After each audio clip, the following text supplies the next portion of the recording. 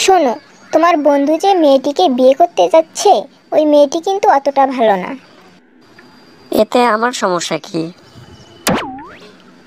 আরে, জেনে শুনে তোমার বন্ধু খারাপ মেয়েকে বিয়ে করবে, তুমি তাকে নিষেধ করছো না কেন? আমি কেন তাকে নিষেধ করব? আমি যখন বিয়ে করি তখন তো সে আমাকে নিষেধ করেনি।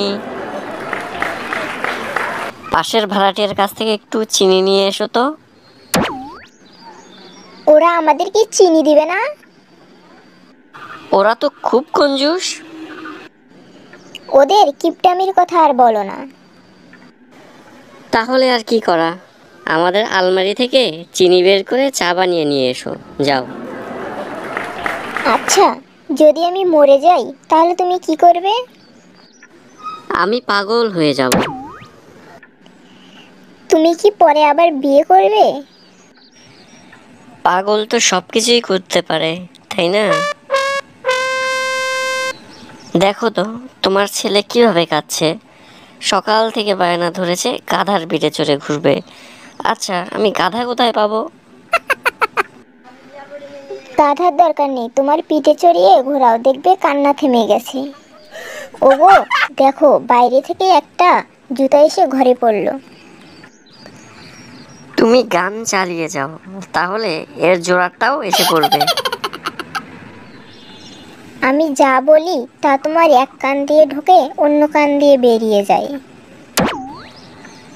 আর আমি যা বলি তা তোমার দু কান দিয়ে ঢুকে আর খইপোটার মতো মুখ দিয়ে তৎক্ষণাৎ বেরিয়ে যায়। জানো আজকে আমার সাথে কি ঘটেছে? কি হয়েছে? আজ মাইনে নিয়ে অফিস থেকে বাড়ি আসার পথে দুই ছোকরা পিস্তল ঠেকিয়ে বলল, হয় টাকা দাও, না হলে জান দাও। আর তুমিও বোকার মতো টাকাটাই দিয়ে এলে। আচ্ছা, বিয়ের আগে তুমি আমাকে উপহার দিতে, এখন আর দাও না কেন? মাছ ধরার পর জেলেরা কি আর মাছকে খাওয়ায়? আচ্ছা, সম্মোহন বিদ্যা কি, তুমি কি সেটা জানো? সম্মোহন বিদ্যা জানলে দ্বিতীয় কোনো মানুষকে নিজের বশে রেখে তাকে দিয়ে ইচ্ছে মতো কাজ করানো যায়। ওটা আবার সম্মোহন বিদ্যা নাকি? ওটা তো বিয়ে। আচ্ছা বলো তো, পুরুষেরা কেন জন্মেছে? মিথ্যা কথা বলার জন্য, আর নারীরা সে কথা বিশ্বাস করার জন্য।